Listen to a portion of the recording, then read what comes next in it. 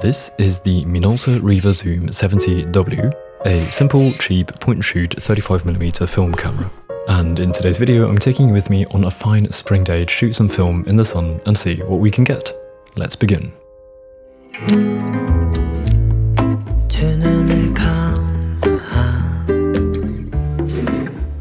Quick backstory about this camera. This is me, just a few years ago, and this photograph was shot by my mum with this exact Minolta Riva Zoom. Digital cameras were just taking over at around that time, but my mum wasn't convinced yet, and so she stuck to shooting film for a bit longer. However, eventually one day she did end up getting a digital camera, and that led to the Minolta and Minolta's two cousins to be put in a shoebox, for now at least.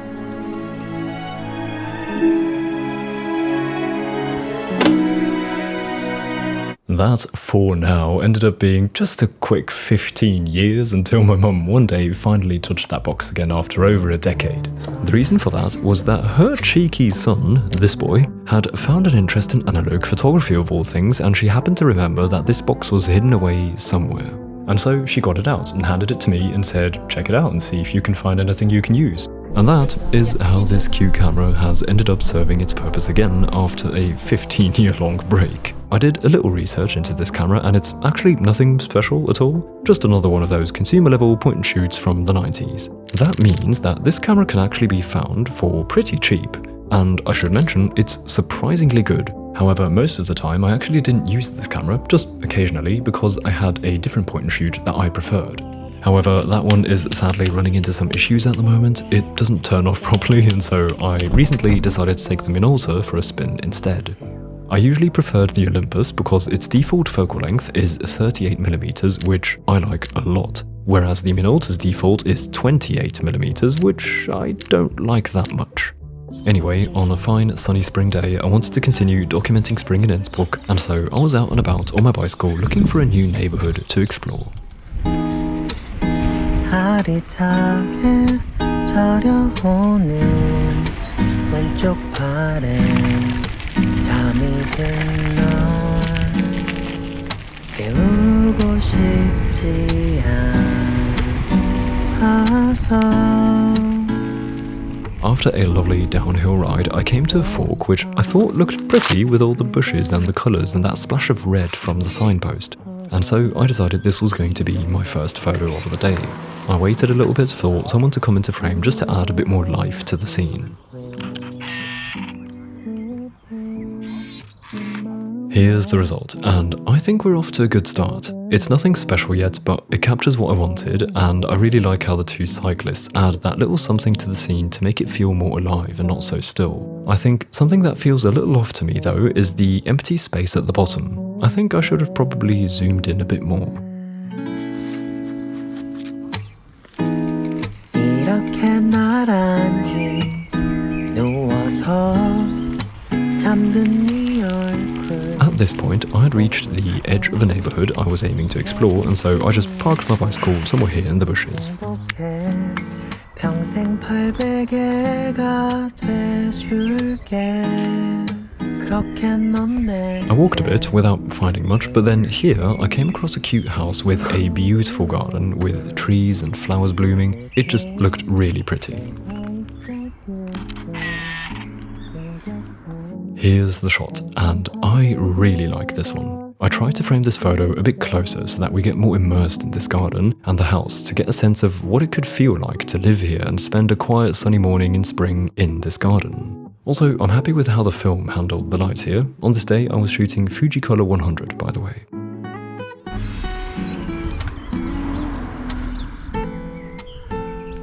If you've been following me for a while, you will know exactly how much I enjoy simply photographing homes, including the exteriors of cute houses and gardens like before. Thus, I enjoy simply exploring random neighbourhoods. And here I came across another house that I found really cute. I was in awe of this sweet entrance with the plants next to the steps. Also noticed the tree on the right with its branches creating a bit of a frame above the door, which I thought could be made use of in the composition. Here's what I got, and it's exactly what I was going for. Almost everything works here. It's not a 10 out of 10, but a solid 9 for me. Let me explain. So I love how what intrigued me in the first place, the entrance, is pictured here. That worked just fine. The idea with the tree as a frame also worked out nicely. However, it's when I look closer that I find more things to like about this photograph. For example, the extra frame that the bush on the left creates. And the issue I had in the first photo, an empty foreground at the bottom of the frame, is also solved here thanks to the pretty shadows adding some shapes and texture to that part of the frame. And then one more detail I really appreciate are the mountains in the background that add some extra context to the scene and make this house seem even more idyllic. The only thing I would like to add is a person or a cat or anything that could be that cherry on top to add a bit more life to the scene. But you can't have everything in photography, and so I'm still very happy with this shot. Summertime, summertime, love's in its prime. Summertime, summertime, everything's just fine. But autumn came, autumn came. Here I spotted another garden that intrigued me. I liked the relation between the White House and the tree next to it. Here's the photo, and I like it. It just works, I find. It strongly emits that feeling of spring that I wanted to capture, and I think the composition feels very balanced, which enables that.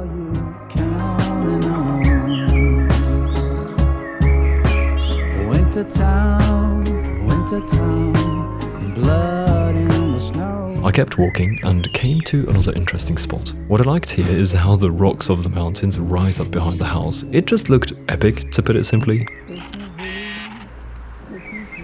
The photograph, however, didn't turn out that good, I find. It just doesn't work the way I thought it would and feels a little messy and lacking in structure.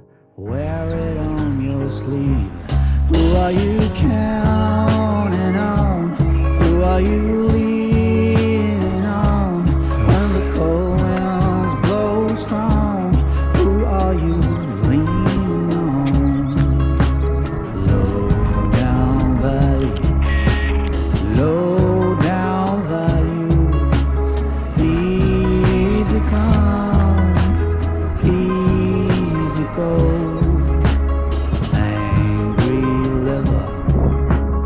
Here, I spotted these yogurt pots and such being reused as little plant pots, which I thought was really cute, and so I got a shot. It didn't really turn out to be anything special, but still cute.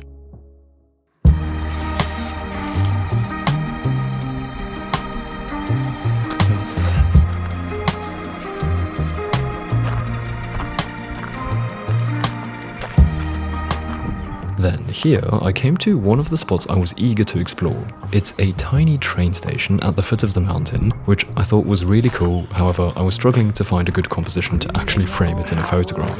Oh, this lamppost is in the way. We'll see. The best I could do was this half-half composition, which is alright, but not particularly good. Actually, let's go down this way. What could have been a friendly smile has turned into a frown. I'm moving on and on, on and on. I'm moving on and on, on and on. I'm driving in my car, the road is long and full of dust. This road leads through the last houses on the foot of the mountain and then continues to go through the forest much higher up to a chapel, which however I was not so keen to climb up all the way to. So I shot a photo of a scene I spotted there and then turned around to head back down towards my bike, but take a different route in the hopes to find a couple more photographs. Then, before we continue, I want to take a moment to thank the continued sponsor of the channel, Squarespace. Squarespace is an easy-to-use all-in-one website platform. I've been using Squarespace for my website for close to 5 years now, and I'm still so happy with it, mainly because it's so easy for someone like me who is certainly not a web developer. I use my Squarespace website as a portfolio where I showcase projects of mine. However, you can build pretty much anything on Squarespace, be it a simple blog or an online shop or a site for bookings if you're a freelancer. They will have what you need. I built my page by starting off with a template, which Squarespace offers a whole lot of, and then customizing the layout and design to my liking. This process has been so well optimized by them thanks to their drag and drop editor called Fluid Engine. I seriously love that they've created this tool that makes the process of being creative while making a website not feel slow or tedious, even though I'm a technical noob when it comes to web design. I really recommend that you try it out for yourself. You can head to squarespace.com for a 14-day free trial, by the way, and then when you're ready to launch your website, you can go to squarespace.com/TeoCrawford to save 10% off your first purchase of a website or domain. Thank you so much to Squarespace for continuously supporting my channel and my work here. I really appreciate it.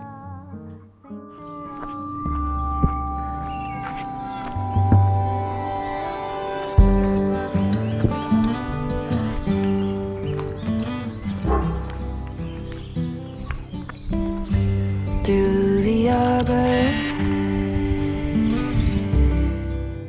in the garden room,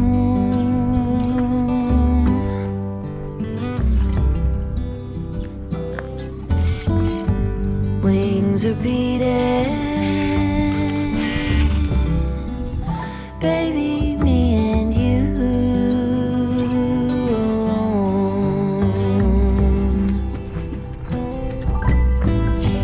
Pencil drawing. Here, I was exploring this path off to the side of the road, which looked a bit wilder. I decided to take a photo of the beautiful flowers here with the bush beside and the house in the background. Unfortunately, this photo just doesn't quite do it for me. It again lacks structure or some form of clear composition which could make it more than simply somewhat of a random snapshot for me. This just feels a tad bit too random for me. Slowly we take on Cute, really cute. phosphorescent. This photograph, unlike the previous one, does have a clear composition and structure. However, it still doesn't work, I find, because it's missing something else. A subject. It feels like the last puzzle piece is yet to be added. It's just a scene, but the photograph doesn't show anything in the scene. That isn't always bad, not at all actually, it can work, but in this case I feel like the shot is lacking something.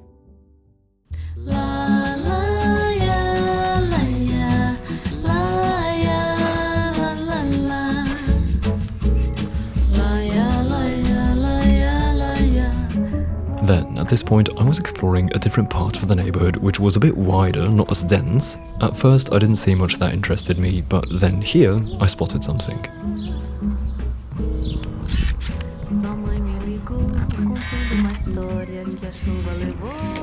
I really like this one. While there is no clear single subject that all the focus is on, I think you can tell that this photograph intends to show a play with shapes and colours. I love the wooden red extension, is that what you call it, of the house? And the little bit of red I kept in frame on the bottom right, which is the house's number plate. The foreground has this sort of triangle shape with the pot at the peak, which simply adds some interest to the foreground and balances the photo. And finally, the blue sky that fills the top nicely contrasts the red in colour. I think this one isn't too bad.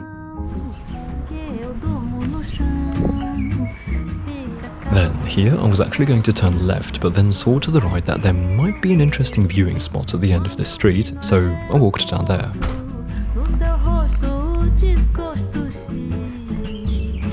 Turns out there's a park here, and seeing as it's a sunny Sunday, there were a few people around relaxing or playing a game or something. I shot two photos here, one of a group of 3 playing ball catch, and then another that was the same but panned a little bit to the left to include the blue court. I think these turned out quite nicely. I love the scene, specifically the park with the mountain going just vertical behind it, which just looks quite epic.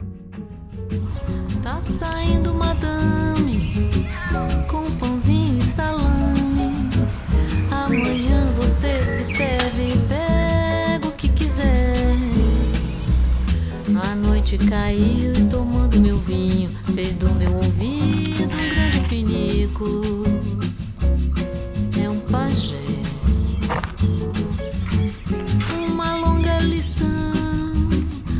Then I made my way back to my bicycle while keeping an eye out for some more photos, but I didn't really see much that intrigued me, and so I decided to make my way back home but keep the GoPro running in case I do end up riding past something.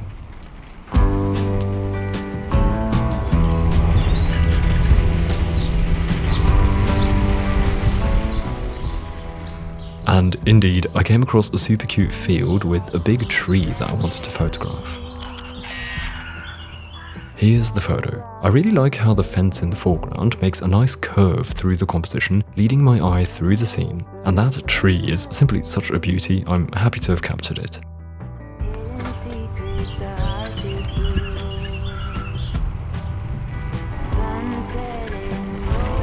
Then I continued my ride, and at one point I passed this field that made me abruptly halt and turn. Do you see that house in the distance in between two trees? I thought that could be a nice subject.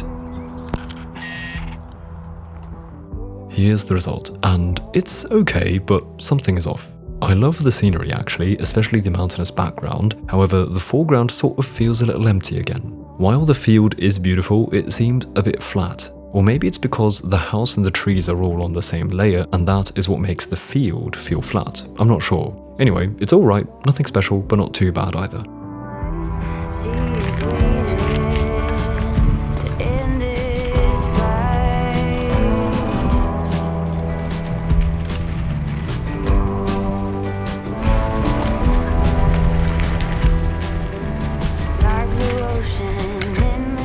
And after that, I continued my ride, but didn't find anything else to shoot, and so that turned out to be the final shot of the day. It was really fun to shoot with the Minolta again for a change. I hope I could give you an impression of what it's like in case you were wondering what point-and-shoot cameras of this caliber are like. I had a fun time with it, and I'm happy that I got to continue capturing spring in Innsbruck for the first time. I hope you enjoyed coming along on this relaxing morning. Before saying goodbye, I would like to say thank you to the lovely people supporting me in my work on Patreon. Thank you so much to each one of you. If you're interested in Lightroom presets, tutorials, or postcards, you can check out my page via the link in the description. Also, I have a print shop by the way, in case that is of interest to you, also in the description. With that said, I hope to see you again soon. Until then, goodbye.